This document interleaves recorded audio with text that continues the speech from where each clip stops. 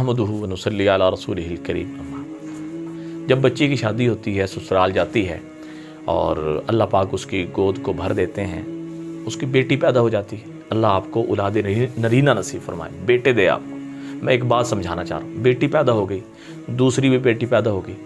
अब ये जो पहली बेटी पैदा हुई, दूसरी बेटी पैदा हुई, इसकी जिम्मेदार कसूरवार बीवी है, ये औरत है, ये माँ है। कौन है इसका कसूरवार? ये कैसे बेटी पैदा हो गई? ये क्यों बेटी पैदा हो गई? क्या शरीयत इस बारे में कोई रहनुमाई करती है? जिस तरह ज़माना औरत को बुरा भला कहता है, ताने देता है, शोहर कहता है कि भी मैं तो दूसरी शादी करूंगा, अगर बेटी पैदा हुई ना मैं दूसरी शादी कर लूँगा, या बेटी पैदा हुई मैं तुझे तलाक दे दूंगा, अगर अब बेटी पैदा हुई मैं तुझे हमेशा के लिए घर भेज दूंगा, मैं तेरा मुंह नहीं देखूंगा। तो आया अब बात हमने ये समझनी है कि कसूरवार कौन है। अल्लाह के नबी ने 1400 साल पहले इस बात का निखेड़ा कर दिया, वजाहत कर दी, वाज़ेह कर दिया कि बेटी कैसे पैदा हो जाती है और बेटा कैसे पैदा होता है। बेटी कैसे पैदा हो जाते हैं, अल्लाह के नबी 1400 साल पहले सवाल हुआ, उसका जवाब दे कर गए हैं। एक यहूदी आलिम आप अलैहिस्सलातु वस्सलाम की खिदमत में हाजिर हुए तो अर्ज़ की कि जी मैं एक सवाल पूछने के लिए आपके पास आया हूँ, परेशान हूँ, मुझे सवाल का जवाब नहीं मिल रहा, और एक नबी ही इस बात का जवाब जान सकता है, इसके अलावा शायद एक या दो इंसान और हैं जो जान सकते, इसका जवाब मुझे चाहिए। कि आप अलैहिस्सलाम ने फरमाया क्या तुझे मेरी बात नफ़ा देगी? उसने कहा जी मैं बिल्कुल दोनों कानों से हमतन गोश होकर आपकी बात को सुनूंगा कि आप क्या फरमाते हैं। आप अलैहिस्सलाम एक छड़ी लेकर बैठे थे और उस छड़ी से ज़मीन को कुरेदने लगे। फरमाया कि हाँ पूछ, क्या पूछता है? तो उसने सवाल किया कि जी बेटी कैसे पैदा हो जाती है और बेटा कैसे पैदा हो जाता है। आप अलैहिस्सलाम ने बात समझाने के लिए एक बात इरशाद फरमाई। क्या फरमाया कि जो मर्द है उसकी मनी, और मनी का जो पानी है वो सफ़ेद होता है, उसमें सफ़ेदी गालिब होती है, और जो औरत है उसकी मनी में जर्दपन यानी उसका रंग जो है वो जर्द होता है। जब मर्द की मनी औरत की मनी पर गालिब आ जाती है तो अल्लाह बेटा पैदा कर देते हैं। जब औरत की मनी मर्द की मनी पर गालिब आ जाती है तो अल्लाह बेटी पैदा कर देते हैं। तो लिहाजा जब मनी, औरत की मनी ताकतवर हुई, मर्द की मनी कमज़ोर हुई, तो औरत की मनी गालिब आ गई।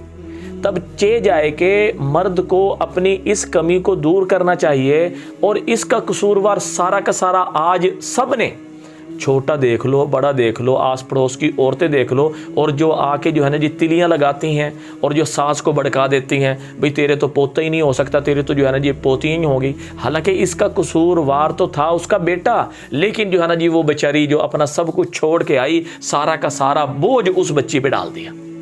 तो अब क्या पता लगा हमारी इस गुफ्तगू से कि कसूरवार मर्द है और वो अपनी ये कमी कैसे दूर कर सकता है।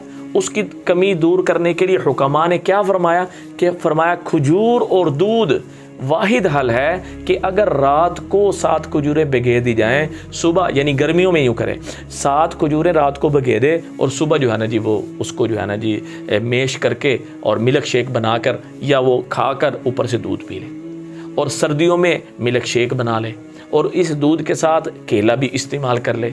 इंशाअल्लाहुल अज़ीज़ 11 दिन या 21 दिन के इस्तेमाल से अल्लाह जल्ल शानुहु मर्द की मनी को भी मजबूत कर देंगे।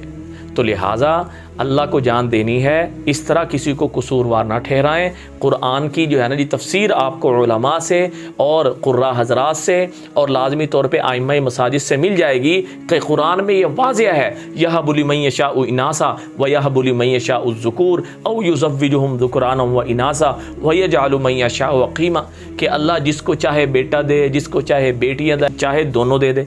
आज साइंस कहते हैं जी बड़ी तरक्की कर गई। क्या तरक्की कर गई?